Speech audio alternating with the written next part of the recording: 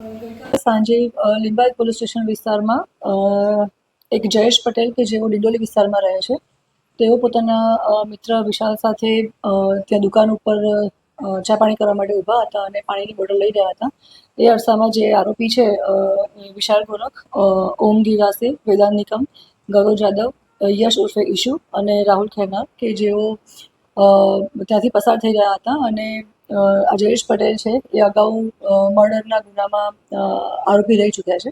અત્યારે જામીન ઉપર છૂટેલા હતા અને તેને જોતા જે આ વિશાલ ગોરખ અને એના સાથીદાર મિત્રો છે એ લોકોએ અંદર સંવાદ કર્યો કે આ એ જ જયેશ છે કે જેણે આપણા મિત્રનું મર્ડર કરેલું હતું અને મારા મધરને પણ મારેલા હતા. એ વખતે ત્યાં ઊભા રહી અને બોલાચાલી થતાં આ ઉગ્ર બોલાચાલી થઈ અને જ્યારે ઉગ્ર બોલાચાલીમાં વિશાલ ગોરખ જે છે એણે પોતાની પાસે રહેલું ચપ્પુ આજે મરણ જનાર જયેશ પટેલને મારી દેતા છાતીના ભાગે ઈજા થઈ હતી. હોસ્પિટલમાં એડમિટ કર્યા હતા અને સારવાર દરમિયાન એનું મૃત્યુ થયેલ હતું.